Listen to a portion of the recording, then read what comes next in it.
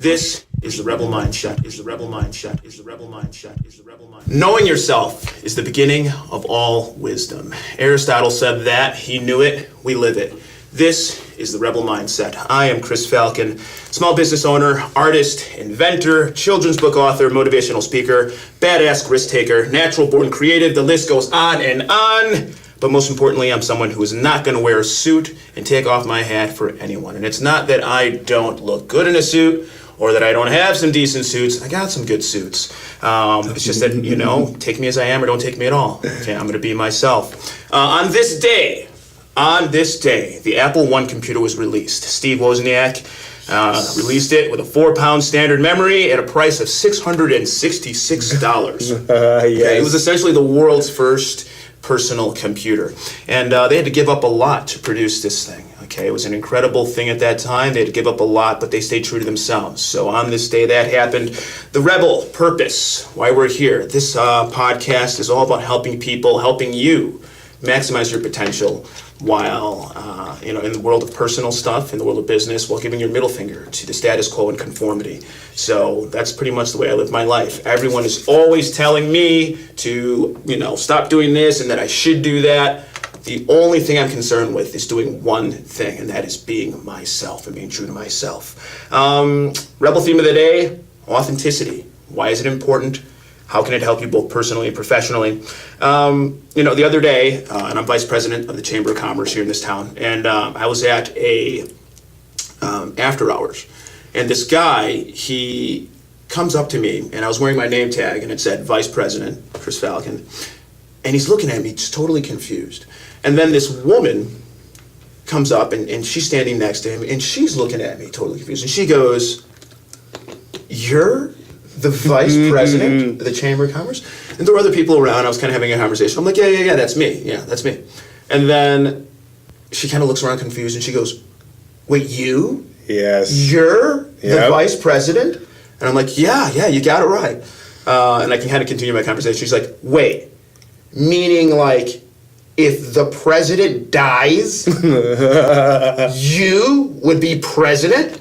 And now I'm just kind of like, all right. And I'm like, well, actually, if the president dies, then the incoming president would be president. And then if the incoming president dies, then I would be president. They were shocked because here I am, I'm wearing my pea coat with the pop collar, I got my beanie on, I'm not in the suit, you know what I mean? I'm not doing and looking all the things that they want me to be, and guess what? It's not going to happen. That's not the way I roll. Okay, that's not how it's going to be. So authenticity, we got to bring it. And I'm so happy to have you with me today. Today I've got Israel Mandrake here in the pod, here at MediaPods. Go to MediaPods.com.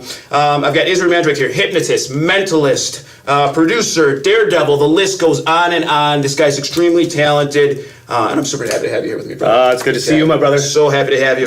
We're going to go for the Rebel Icebreaker right now. We're going straight from the 1999 film, The Matrix. Ready. Okay, so I got your question here. The red pill or the blue pill? Which one would you have done? The red pill or the blue pill? Okay, so, well, in that case, let's go back to around that time period. At that time and now, if I had the choice to do so, I would say, and please forgive me for the answer, but I would say the purple pill. The purple pill. Right down the center. No, hold on a second, just so you guys know. Okay, the red pill is the pill that allows you to have everything revealed. Okay, absolutely. The curtains have been pulled back. You now know the truth, which in that movie was that reality wasn't really reality, and the real reality is that machines and blah, blah, blah. Most people have seen the movie. But the blue pill was like, okay, let's just stay in ignorant bliss, and, I don't want to know anything about that. Neo would have gone, back, woke up in his bed, and everything would be fine. Right, but you absolutely. want the purple pill. I say purple pill because today's subject is on authenticity. And I think one of the most important things, or at least what I've learned over the years, is that there is that fine line between the two, the illusion of what life is in accordance to everyone else's perception and that which we all know on a personal level. Totally. And that fine line between the two, now I say purple pill, obviously symbolizing, like in ancient magic traditions, they called it as above, so below. In a modern religious sense, there's different names for it, because if you look at all religions, cultures, ideologies, and belief systems, they always come back to the same thing, and that is to know the self. So when I think purple pill, I think that, I still want the hallucination side of it if possible, but Please. but I would definitely also like to be able to stay in touch to the tangible world at the same time. So for the icebreaker and from a theoretical metaphor, I would say that the purple pill sounds delicious. I love it. I love it. All I'm offering is the truth, nothing more. That is Morpheus. But once you know the truth, you can't go back, really. No, and that's the crazy thing. It's funny, but when you asked me to speak on authenticity, and I know you've worked with, a lot of people that I, in my personal opinion, are going to be very influential people as the years go by, because of, from your influence, from the things that you're after, the people that you're helping.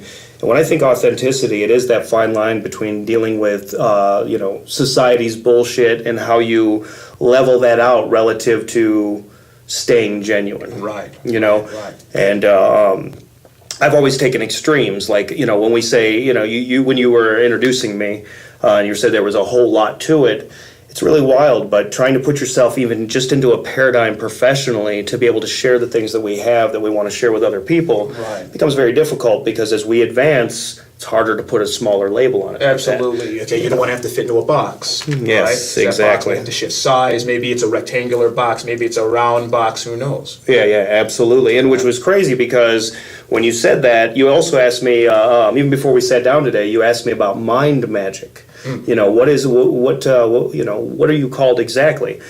I remember very young, magic tricks delighted me for the same reason about the question about blue or red pill. Because for the first time, I realized I could walk into a room full of people that would never speak to one another. And by using the proper setting with the proper archetypes and the proper sharing of a simple piece of close-up theater, could get people who would never speak to sit close together and put them into a child state. And what was happening, I found out, especially if you look at, third world countries and so forth, it was a ritual, an indoctrination of an idea that brought people back to that childhood state, which was where all of our power comes from in the first place. Before we have self-criticisms and before we have all this, blue pill status. Right. So, and what I love about you, and we had this conversation the other day. You were telling me that story about the performance you were giving, and and the whole suit versus shirt unbuttoned. You guys, I know we got the video going on, but I know you guys that are listening at home, and you can't see Israel Mandrake here, but this is a very intense looking man, a very handsome, intense looking man. But thank you, brother. You're tatted up. You're physically built. You have a presence. Yeah, how? man. And it'd be so easy for you to just say, you know what? I'm going to cover this up. I'm going to put on suits and whatever they want, just so that I can go ahead and just make my way through life unseen. Well, but that's not the way the mind of Mandrake operates. No, man. And you know what? It broke my heart. When I I lived in Chicago for a majority of my life. I was an MMA fighter. I was really into music, into, just different things. And at 27 years old, I got an opportunity to go to Las Vegas to headline. And when I got there, it started leading into, I want you to speak at this event. I want you to speak at this event. And when I started, it broke my heart, because I would show up and they would beg me to be ingenuine. The moment I walked through that door, and I have worked a lifetime to share something that I thought, that I could feel them needing in their body, their frequency, their vibration, because people were separate from one another, and we were going into a leadership conference. How in the hell could you go into a leadership conference when everybody's separate? Right. And then, so I went there with this intention of, I'm going to infiltrate these, people in a way of love, but I'm also going to keep it honest, keep it real, and try not to be a dick in the process. Right. And I would go there and they would be, can you please button up your shirt?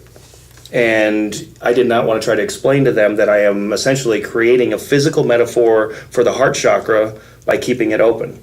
You know what I mean? I didn't want to get through I didn't want to get complex on a very simple idea of, I'm your brother. I'm your friend. Right. And so, You want me to mention the company that me and you talked about the other day? Well, look, I mean, I don't know if it's necessary. No, not by name. That's going to get you. Yeah. So not by name. You want to hear the story, though? Yeah, well, let the people know the story. Why not? Oh my God, man! So we get to LA, and wonderful company, wonderful people, amazing people. But they wanted me to teach them subconscious skills for being able to do sales, their own propaganda. Right. And I told them, I said, I approach everything, from a perspective of art of war and at the same time shamanistically. So I'm going to teach you how to really connect with people. And when I got to this particular company, the first thing they asked is, would I be willing to button up and could I please put on a suit coat?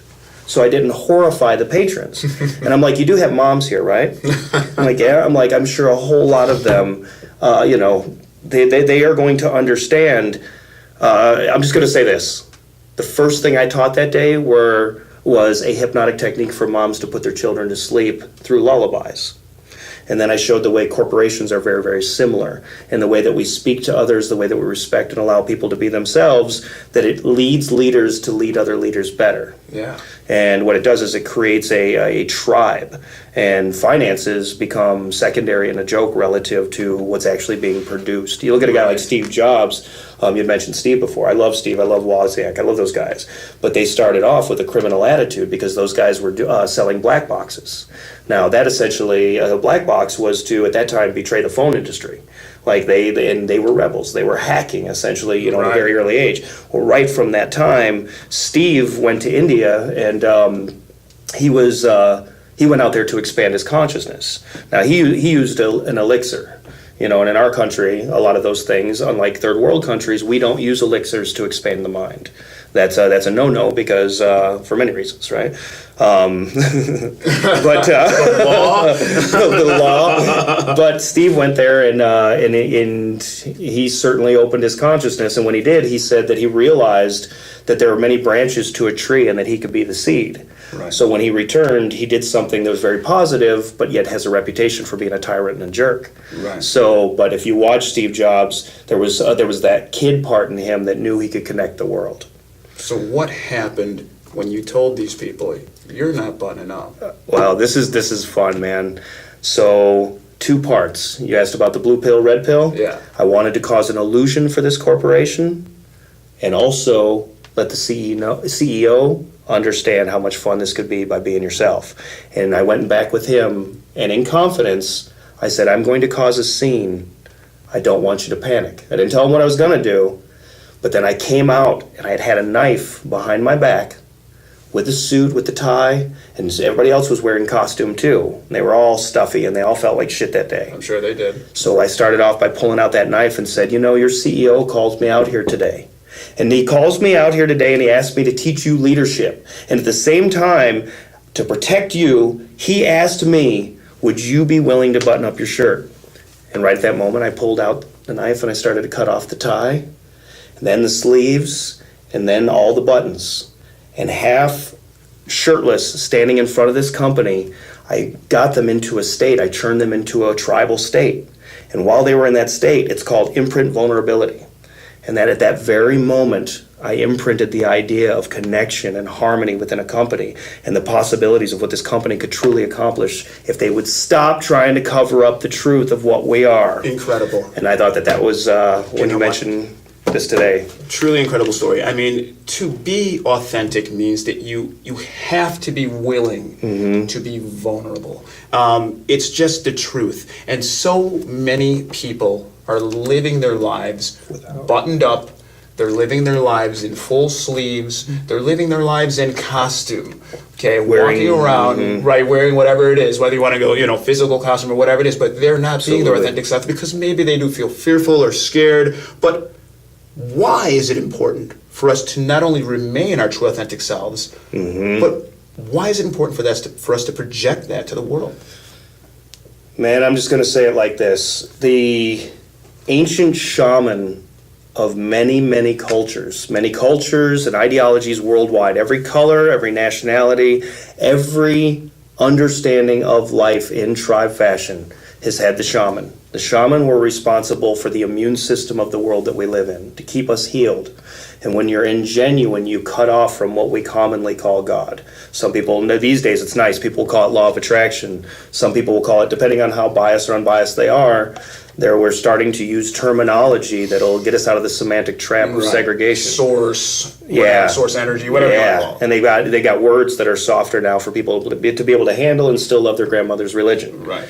So as we're walking through those doors, man, genuine is the way to have that vibration be congruent with what we call God or source. And once that happens, law of attraction becomes effortless. Using basic techniques like for the upcoming seminars, it's I call it the Mandrake method, but it's nothing that everybody cannot. I mean, anyone can access this because it is partly being genuine and partly having technique. So back to the purple pill. It's being able to see the illusion of life, and then by knowing the standards of what community you're in and what they understand, you can use better language. And when I say language or communication, I don't mean just words. Right. The way we stand communicates to somebody that we give a shit. Right. Well, the way we, I'm a hugger. It scares the hell out of people, but man, I'm going to hug somebody whether they like it or not. And it disarms them. Yes, it can break a pattern and open them up. Even if I've seen people before when I go to hug them, if it gives them a little bit of fear, right after that is when I said imprint vulnerability. At that very moment, a nice smile, kindness, but true happiness in your eyes. And that person, all of a sudden, you can see them let the weight of the world go. Right. And then when you walk away from them, watch just who they're sitting next to. It'll change that relationship instantly. And I believe that we all have what we call magic. Magic is the science of the future. What's not understood today, I mean, everything that we do today, 20 years ago, would have been considered magic. We use the internet. We can contact anybody worldwide instantaneously. My grandfather, I sit with him, he's in his late 80s, and I tell him these stories that sound like fairy tales and science fiction, and yet he's living in it. Yeah. And still can only feel and see a certain portion of it because it's mind-boggling. It looks like magic. How in the hell is that possible? Right. But, for us, we grew up in a generation, I'm on the borderline, but some of us grew up in a generation where you started off with YouTube. Right, totally. So. Incredibly. And I want to talk a little bit about what you said before, and this idea of, the law of attraction. I mean, if people are making their way through their lives, not being their authentic selves, buttoned up with the sleeves, the metaphorical sleeves, right? What type of energy do you think that they're attracting and bringing to themselves while they're not really being and projecting their true selves to the world? That's the most badass question, dude, because what they draw to themselves, we're in a universe where like attracts like. Right. And when you're ingenuine, I lived in Las Vegas for 14 years. Now you hear and people you're still say, alive. Yes. And dude, and I kid you not, in one weekend, some of the things that I, growing up, I had only dreamt that I could experience these things, right? Which was fantastic. But I'm glad you brought that up at the same time. I personally began to lose myself. I ruined relationships. I brought women into my life that didn't truly care about me. The women would show up, but there was something missing from that attachment, and it was because of me. I blame other people all the time when I was out there. I would blame people for being jerks or ingenuine or this, and I realized it was me that was succumbing to fear and just not understanding. Essentially, just be yourself, and all the stuff you're looking for will come to you. Yeah. And that high vibration. It makes other people feel loose, and totally. And we've talked about this before. The life of Mandrake and what was happening in Vegas. You were being your true self then. You're being your true self now. Well, those two men aren't the same men. Does staying true to yourself and being your true authentic self, remove space for growth? Or can we grow and change while still remaining our authentic selves? That's what's great. That reminds me a lot about when people say you need to get in touch with God. Yeah. When you say a word like that, or say words of that nature, it makes a person believe they could be separate from it when it is an impossibility. It is impossible to be separate from God, so you don't have to look anywhere. So there's not a dualist type of right, and same thing with relationship. I remember being as authentic as I knew how to be. I was 27 years old and headlining on the Strip. So in my mind, I was being authentic, but what I was doing was duplicating behaviors of rock stars that I envied. So I thought I was being myself, so I was living in the purple pill. Right. Amongst others. And as all of that was coming together, it wasn't that far from home, though I felt lost the whole time. Right. And when I mean that as a metaphor, of course, and same thing when I was saying about, when we were talking about law of attraction, it doesn't take much to get out of that. It's the difference between someone being able to, you'll see it with a lot of MMA fighters. You see an MMA fighter go in the ring, and if there's just a little bit off, if they're not being authentic, Bruce Lee said to express yourself honestly was the truth of martial arts. I believe that to be true about law of attraction, about life, about all things.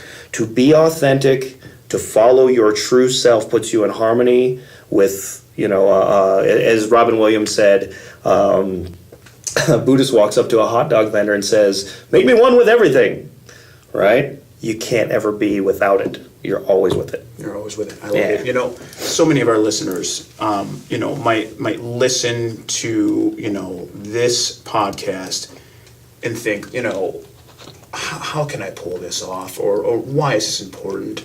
Or there's no way that my life allows me to truly be myself because of the constraints of my career and the expectations of my family and my kids. Absolutely. I can't do it. But how can being your authentic self help your personal life? How can it take your personal world and amplify it and take it to another level? Why is it important for us personally? I'm going to say one word that I think is the most important word. It's not real popular in Western culture, but vibration.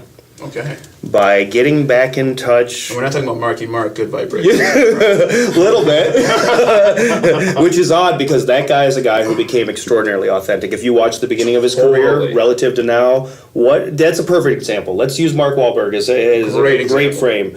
We had a guy that was stepping into a world, especially with social media and everything, that teenagers, adults, everybody, you see a 95-year-old and a teenager behaving the same these days on social media, both like children, right?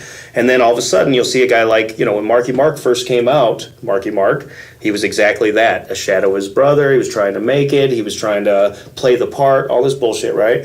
After that, what you saw was slowly but surely him coming to his manhood, and now look at the vibration in which that man resonates. Incredible. Yeah, every single thing that a man can accomplish inside the entertainment industry, that guy... Everything he touches is turning gold. Absolutely.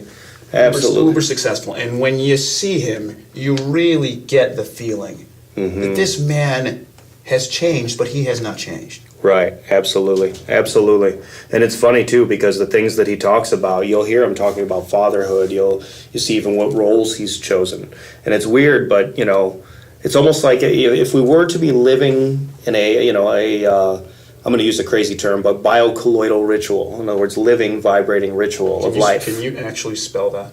B-O-I. Wait, B-O. Jeez, no. Don't do it. Don't do it. It's too hot under the lights for that. But yeah, living, vibrating ritual, and it's as soon as we become authentic, everything falls right into place.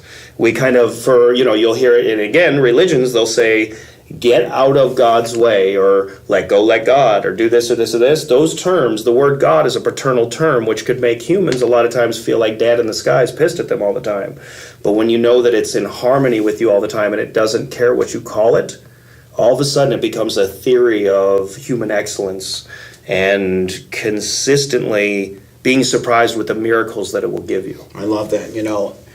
As Oprah Winfrey said, and I've got a lot of mentors that I take energy from in a lot of different ways, but she said, I want to kiss that woman so bad, dude. Tell who doesn't. But sometimes you need to just lean into that source energy. Just lean into it. Amazing. I heard that for the first time the other day. I heard that for the first time. She said it. I don't know what I was watching, but when she said it, lean in. It reminds me of vocal vibration. When you see a guy who's singing and they lean in a little bit right when they're about to hit distortion, and she was like, lean into it, make it, what does that do? It amplifies it, it creates it, it makes it stronger. Your relationship with Source by leaning in. That was pretty cool. It's incredible. You have so much and always have so much going on in your life. I mean, you attack life, and I'm Love it. inspired by everything that you do.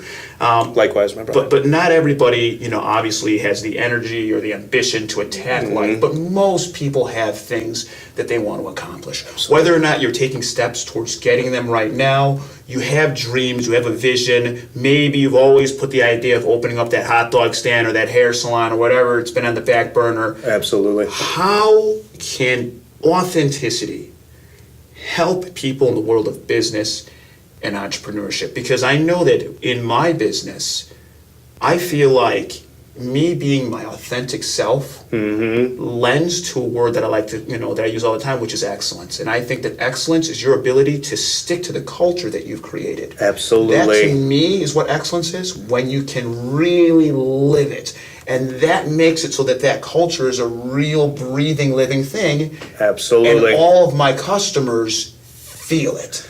And it's really wild because when you say that, look at Google. Look what Google has done by creating the tribe. You'll see it with certain companies where that tribal setting where people can be, and in a corporate world, it's always difficult because there's also a chain of command. People not wanting to be embarrassed the next day by showing a vulnerable piece of themselves. But the really wild thing is that the leaders, depending on what kind of leader you want to be, it literally is the key. It opens up the gates to the unseen. And especially, you said, where is the strongest in the corporate world? One word, tribe. Because, a good leader makes more leaders, I love it. And I always use a phrase, leading leaders to lead leaders better. I love it. Because if you can go into a corporation and show authenticity and share authenticity, in the end result, you have a bunch of leaders that want to work for a leader that really wants to work for them. Incredible. We can't say enough about it, authenticity, and some people are still afraid to get in there, in the world of business, entrepreneurship, because they're afraid to fail. But something that I've always believed is that with every failure comes an opportunity to rewrite your story. Absolutely. To rewrite that story. And I totally believe that. But let's talk about it for a minute, because it's not just some pretty quote we're going to go ahead and put on some stock image and then throw on my Instagram. Right. You know what I mean? There's something real here. Not all failures are created equally. You've got some of those failures. I like that. Well, but it's true. You've got the failures where it's like, okay, I went out there and I attacked life and I didn't hit a home run. And then there's failures where you didn't even attempt to do anything at all. You didn't even get out of your seat. You didn't even take any risk. What's wild is that we have branched on a subject back and forth here, and I'll throw it out like this. When we were saying, when you get knocked off something you've worked so hard for, a great model, and I'm a big fight fan. I think you're a big fight fan also. And when you see certain fighters that love to get punched, they don't care. They love to get punched. They like the heat of battle. They get into it. They even get knocked out, and they get up and they're just smiling from ear to ear because they love get knocked down, get back up. Get knocked down, get back up. And that's one of the things, authenticity. Once you become authentic, you can expect some more pain and a lot more reasons to consider fear. The thing is that on the other side of that is all of the stuff that, and especially in the world that we're in right now, people are publicizing a lack of authenticity. Totally. One of the things I do in my seminars, I teach how to use Facebook and social media and stuff like that for a vision board. How to look at someone else's gossip, look at someone else's confrontation as an opportunity, not to be able to get involved in their drama, but an opportunity to, I like to implant subconsciously other possibilities for them without even mentioning my name. I love that. So it's just shamanism. It's essentially sneak up on them and blast them with something beautiful, but to detach yourself for it. And enough people doing those type of things, we end up taking ourselves, our tribe, our culture, and slowly pull ourselves up. But we can start to publicize every day. What happens if it becomes trendy to just hug one another? What if it becomes trendy to say, I love you?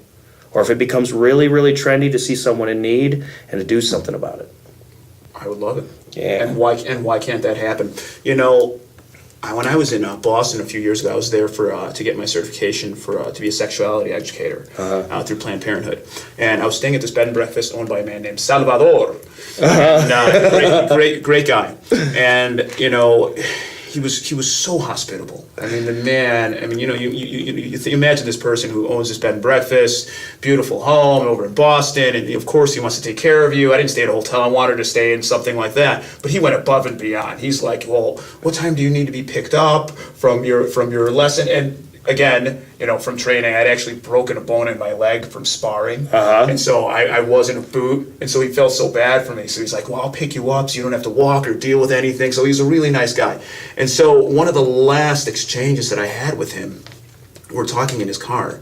And he said to me, reinventar tu vida. Don't be afraid to reinvent your life. And I thought it was fascinating, what he was saying to me. And this was a man who had spent 40 years as a successful architect, and then out of nowhere recognized that he wasn't fulfilled in what he was doing. And so he told everyone, I'm going to leave. I'm going to quit what I'm doing. And they're like, you're incredible. You're killing it. Why would you leave? He's like, I'm not feeling it.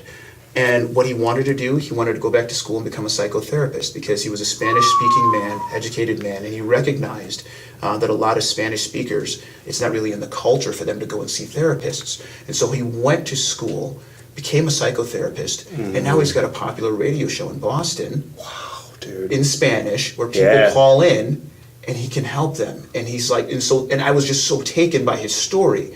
This idea of reinventing yourself, this reinvention, and I'm sure you could speak to it in many ways as far as spiritually and in religions and stuff like that. Absolutely. But some of us feel like we've just been bogged down by the buttons and the sleeves. What do we need to do to have the courage to take out that knife and cut the sleeves off, remove the buttons, and see what's underneath?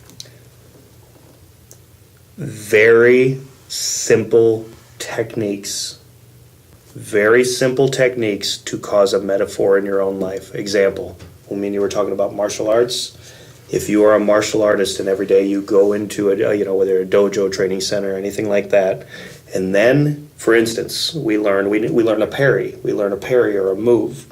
When you go out and all of a sudden someone's being a jerk via social media, out in the real world, anything like that, be able to have that psychological metaphor of a parry. So one of the things that I think really helps people a lot is starting to see life, find out what you're good at, where you're most comfortable, where you're strongest, and come up with simple metaphors from that route to bring into the difficult areas. So just like we do when we would be helping, I know when you're helping people, I've seen you before, where you'll give them a simple metaphor or a simple idea, and it change the way that they're behaving in many ways because of a simple metaphor. We do that, our mothers and fathers try to do that for us. But the wild thing is that, especially when we've been talking about business lately, that metaphor inside the corporate world, I'm going to say it like this: the samurai used to play flute so they could be great on a sword. Right. Because to understand the vibration and the music, it made it easy to draw the sword for the beheading. So one thing can very much become the metaphor for something much different. So confrontation, what would be good for confrontation, for instance? Someone who loves to sing. My friend, he's a great singer. He actually is with the band DMT in California. He used to teach me healing through singing. Now, when I hear him speak about difficult situations, he's also a Thai boxer, actually. When he talks about difficult situations, something that's going on at home, something that's going on in life, he'll go back to the poetry that his mind understands about singing. So moms, for instance, when I teach hypnosis, I'll teach people all the time. Do you remember when you had your knee kissed when you'd skin it? And mom would kiss the knee and all of a sudden it was healed? That placebo is triggered by the same metaphor that mom used.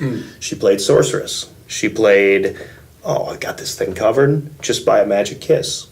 So, and like we were saying before, all magic is the science of the future. The placebo now is coming out as not only an effect, but guys like Dr. Joe Dispenza is teaching that the placebo is one of the most important standards of our consciousness. We heal our body through thought.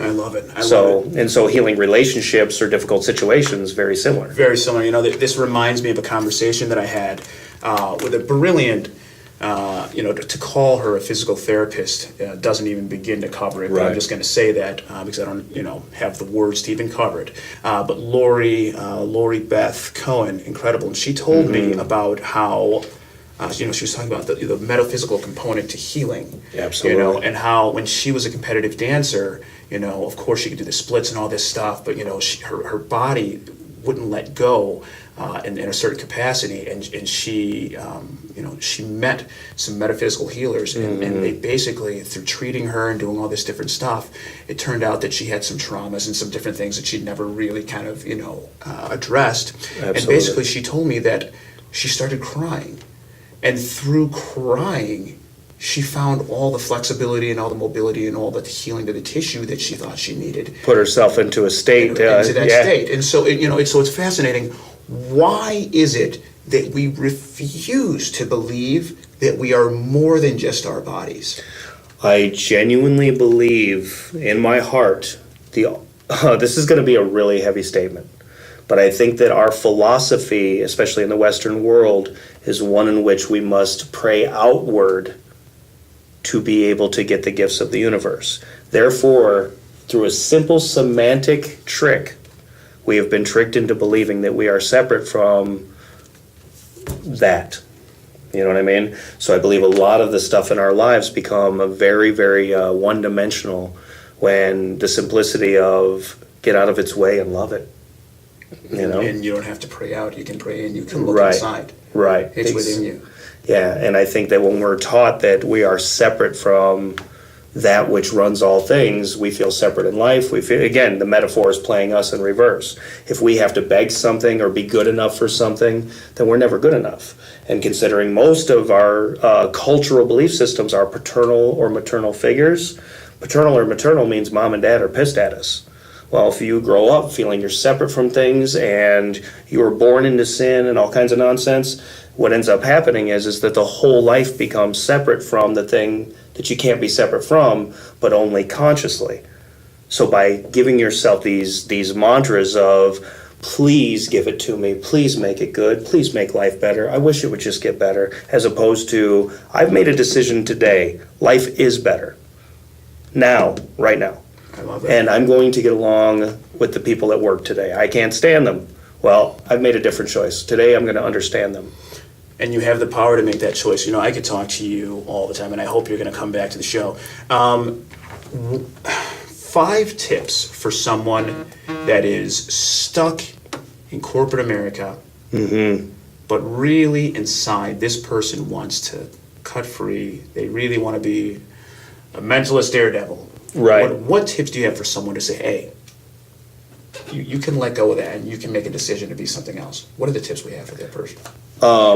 Utilize the present situation that you are in as the leverage. They say one of the quickest ways to make change is discontent. Look at the world that you live in, accept it, love it, understand you got to go to work, got to pay the bills, got to do all that stuff, and now immediately, while going to work, every day, start making your plans. Start making your war plans. I would suggest, number 2, read The Art of War, but change the word deception into influence. All war is based off deception. You hear that in there. This would be the second one. Read The Art of War, but change the word deception for influence. Approach everything in life strategically and be influential. Number 3, be inspired. And Dr. Wayne Dyer used to talk about this. To be inspired is to be in spirit.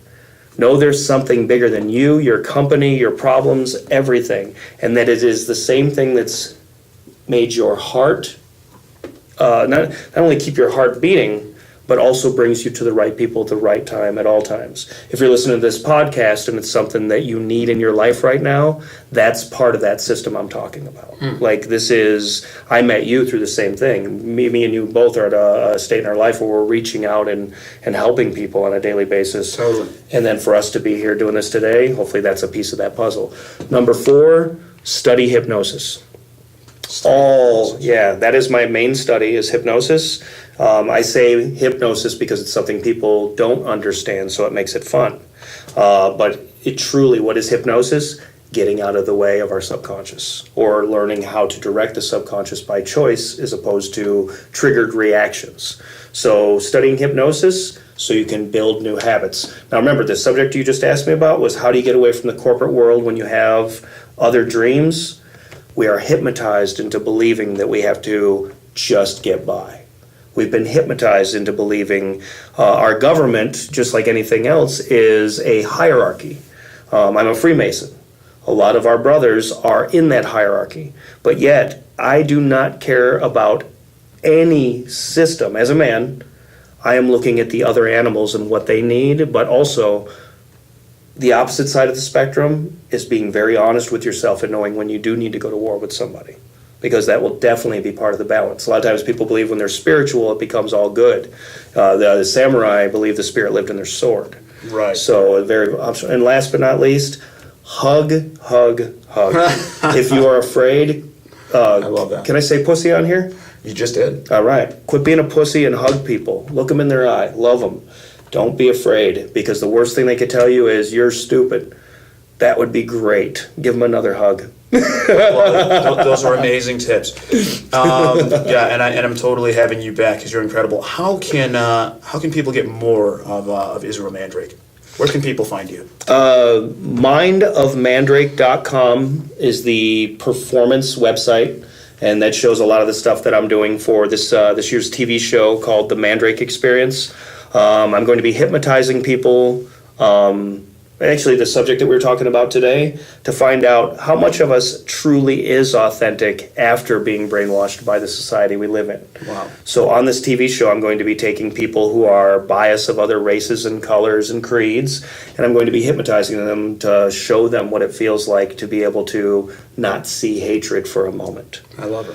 I'm going to teach people simple techniques on the show, show the world how easy it is for people to reprogram their minds and take their heart and their life back and enjoy every second of this life we've got. The Mind of Mandrake, Israel Mandrake, thank you so much for coming in here with me, bro. Absolutely. I really appreciate it. We're hugging. Absolutely. Your time is limited, so don't let it be wasted living someone else's life. Have the courage to follow your heart and intuition. That's Steve Jobs. All it takes is a decision, just one decision. Just make a choice that you want to go ahead and you want to claim the power that you have to live the life that you want to live. Make the decisions that you want to make and live your best life. This is the Rebel Mindset. My name is Chris Falcon. We will be back with somebody else in the studio. I don't know who it is yet, but we're getting somebody else in here to talk it out. So thank you guys so much, and thank you for listening.